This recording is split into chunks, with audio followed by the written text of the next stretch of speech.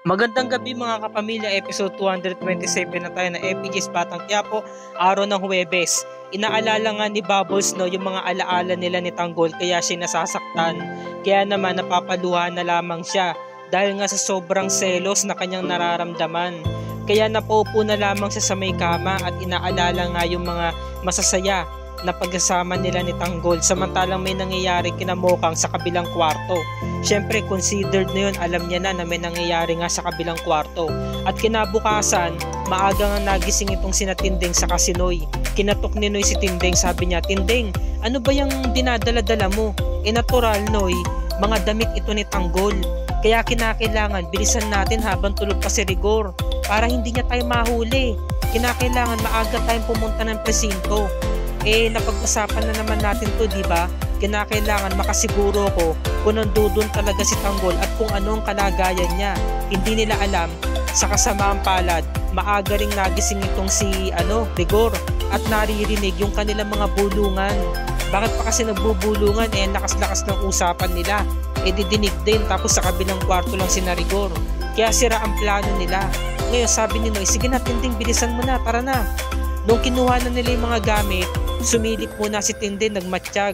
Pagkatapos, lumabas na nga sila ng kwarto at para bang mga pusa dahil sa sobrang ingat. Sabi ni Noy, bumulong siya, "Tinding, ano ba yan? Saan ka ba pupunta?" Sabi ni Tinding, "Kukuha lang ako ng mga pagkain para dalhin kay Tanggol." Eto nga, nagising na nga tong si Santino dahil nga sa lakas nga ng bulungan nila. Sabi ni Santino, "La, ba't ang aga nyo nagising? Saan kayo pupunta?" Sabi naman ni Tinding, "Apo, pupuntahan lang namin ng Kuya Tanggol mo para makasiguro kung ano ang kalagayan niya sa presinto." Sabi naman ni Santino, "Di ba la, pinagbawalan na po kayo ni tate na pumunta ng presinto? Kaya nga anak kung maaari lang sana, wag na sana itong makakarating pa sa tatay mo. Alam ko apo, masama ang magsinungaling, pero kinakailangan mo kong gawin para sa amin." Sabi naman ni Santino, "La, pwede ho ba ako sumama?" Wag na Santino, kasi kapag sumama ka, mahahalata tayo. Marami kasing wala rito sa bahay. Kaya kinakailangan, dalawa muna kami ng lolo Noy mo aalis. At saka wag ka mag-alala, makakarating yung mga sinabi mo sa Kuya Tanggol mo. Kasi meron kasing bilin si Santino na kung maaari, iparating sana sa Kuya Tanggol niya na miss niya na yung kuya niya at mag-iingat ito.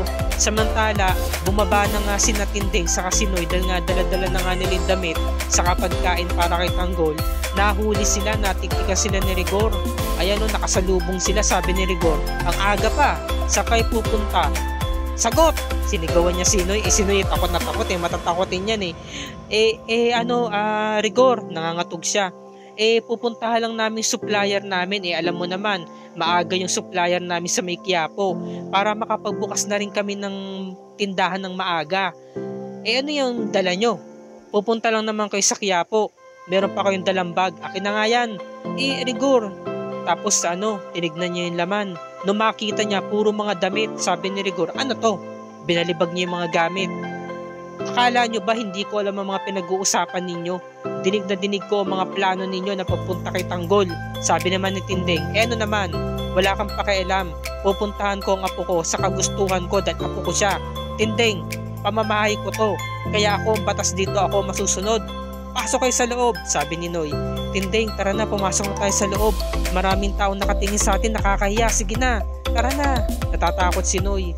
Tapos sabi naman ni Tinding, "Hindi mo ko mapapayagan na hindi umalis. Hindi mo ako mapipigilan, pupunta ako sa Tanggol." Di na rin nakatiis si Tinding at nakinig na rin kay Noy at pumasok na nga sila sa loob. Ngayon sabi naman ni Rigor, "Anong tinitingin-tingin nyo dyan ha? Anong tinatanga-tanga nyo dyan? Umalis kayo." Pinagsigawan ni Rigor yung mga kapitbahay nila. Pagkatapos nito, nagmumumug nga si Santino. Nagulat siya bakit bumalik yung lolo't lola niya. Sabi niya, "La, ba't po kayo bumalik? Nakalimutan po ba kayo?" Syempre yung lolo't lola niya walang imik. Ngayon, biglang dumating si Rigor at talagang nagsisigawan na nga sila sa loob ng bahay. Biglang nagising si Camille at lumabas na nga ng kwarto, pati rin si Marites. Lumabas na rin ng kwarto, nagising siya. Sabi niya, "Ano to Tinding, Rigor?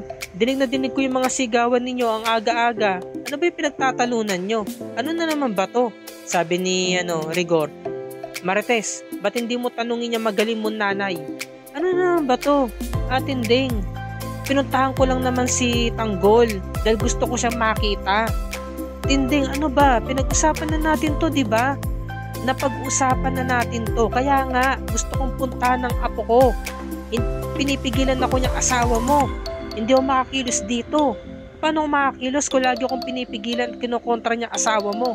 Sabi ni Rigorno, alam nyo, sa bahay na to, ako ang masusunod. Ako ang batas dito. Kaya wala akong pakialam. Kahit gustuhin nyo mampuntahan yung kriminal mong apo, wala akong pakialam. Sabi naman ni Tess, Rigor, baka naman pwede natin palagpasin muna ito. Hindi naman kasi alam ni Tinding ang ginagawa niya eh. Kung Todora yung nanay mo eh. Diyan nagmana yung apo mo. Kaya lumaking kriminal.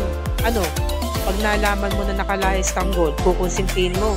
Ahayaan mong pag-alagala mo sa kalsada. Sabi niya, no? Talagang ito lang masasabi ko sa'yo, Tinding, kapag sa oras na nakita ko yung apo mo at napatunayan ko talagang pag-alagala sa labas, ako mismo magbabalik sa kanya sa kulungan. Ako mismo ang magbibigay ng leksyon dyan sa apo mo. Sabi niya, no? Grabe yung mga sagutan dito, mga kapamilya. Talagang mga veterano kong mga actors na to. Talagang na ramdam mo yung emosyon. Talagang parang totoong nag-aaway sila. Yung mga sigawan, di ba? Talagang totoong nag-aaway.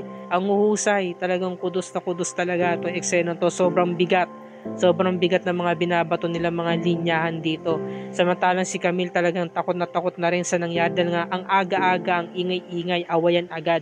Samantala ito namang si Maka Santos, binuksan na agad yung Bartolina na kung saan nasa loob si Ben kasama ang mga kaibigan ni Tanggol. Nagulat si Nateng, sabi ni Maka Santos, Ben, merong balita para si Chief Espinas, pinapatawag ka niya. Mga kaibigan ni Tanggol, tumayo na kayo. Babalik kayo sa presinto nyo, sa selda nyo. Di na, tayo na. At maligo na rin kayo, palit na rin kayo ng damit, babaho ninyo, sabi niya. Ngayon, pumasok na nga si Ben, sabi niya, magandang araw po, Chief Espinas. Magandang araw din sa'yo, Ben. Talagang maganda ang araw mo dahil meron akong good news para sa'yo. Dumating na yung abogado mo para lakarin yung kaso mo. Kung maaari lang sana, Ben, kapag nakalaya ka na huwag sanang makakarating yung mga kalakaran dito sa loob ng selda ha. Dahil kung hindi, kapag nakarating sa akin na pinapahalat mo, ipapahanap kita, papahanting kita, sabi ni Ben. Opo, Chief Espinas, maliwanag po, makakaasa kayo sa akin. Samantala, si Teng tanong ng tanong kay Maka Santos, sabi niya, nakabalik na po ba si Tanggol? Sabi ni Owing, oo nga po, nakabalik na po ba si Tanggol? Kamusta ho siya? Kasama na ho ba niya si Bubbles? Di ho ba siya nasaktan? Sabi ni Maka Santos, ang dahil mong tanong. Sumunod ka na lang sa akin. Sumunod na lang kayo. Sabi niya. Ngayon, syempre natigil na nga itong mga kaibigan ni Tanggol dahil nga napagalitan nga ni Maka Santos. Syempre nag-aalala naman sila kay Tanggol kaya hindi mo rin naman masisisi. Samantala ito namang si Elsa, kilig na kilig sa mga nagbabasketball na mga preso sa court. Nakita nila yung mga kaibigan ni Tanggol si Nateng kaya naantala yung kilig nila. Ngayon, nung dumating si Nateng, sabi ni Elsa, Teng, kamusta kayo? Ano bang ginawa sa inyo? Siyempre, nagkwentuhan. Kinawento ni Ting yung mga nangyari sa kanila. Ngayon, sabi naman ng mga kaibigan ni Elsa, naku, kapag may kailangan kayo sabihan nyo lang kami.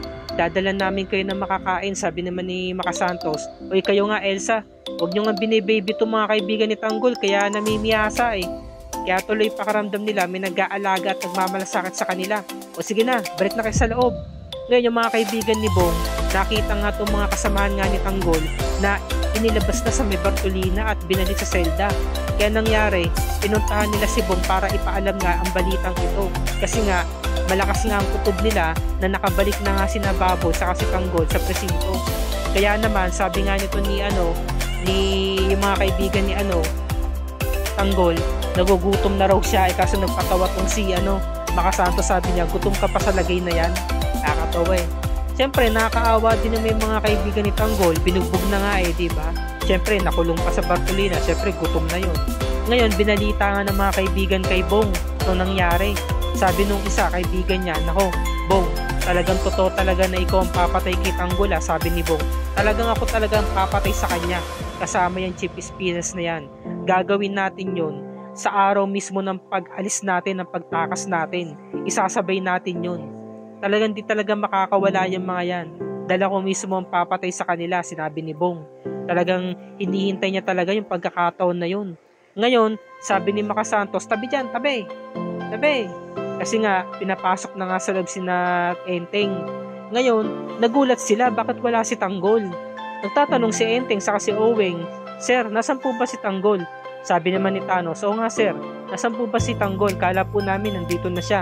Sabi naman ni Makasantos, "Maghintay lang kayo, babalik din yun dito." Sabi niya, kumbaga nakakatulog sila na maaaring bumalik na nga si Tanggol kasi ito ni huling araw na dapat makabalik si Tanggol sa presinto, dahil kung hindi, papatayin ni Chief Espinas or ipapapatay niya yung mga kaibigan ni Tanggol. Samantala si Olga lumabas na nga na mansyon para antabayanan si Pakito sa si Diego. Ngunit isang masamang balita ang binalita sa kanila ni yung dalawa kay Olga. Sabi nila, "Pasensya na ho madam, hindi po namin nahanap si Tanggol." Sabi ni Olga, "Mga wala kayong silbi, mga inutil. Wag nyo lang talagang hahangarin na maunahan kayo ni Ramon na makita si Tanggol sa si Mokang, dahil kung hindi, papatayin ko kayong dalawa. Umalis kayong dalawa sa harapan ko." Sabi ni Olga. Ngayon, ito namang si Ramon, hindi nakatulog ng ayos. Dahil nga sa nangyari, iniwan siya ni Mokang. Itinakas ng nobyo. Sabi ng ama niya, si Don Julio, "Ano Ramon, nakatulog ka ba ng maayos?" "Hindi ako makakatulog ng maayos papa, dahil iniwan ako ng asawa ko."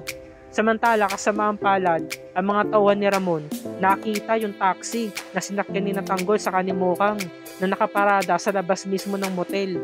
Pati yung motor na sinakyan ni Bubbles.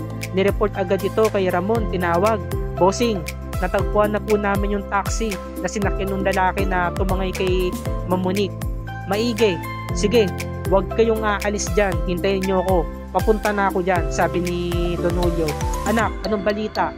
Natuntun na rin ng mga tauhan ko yung kinalalagyan ng lalaki nga tumangay kay Monique.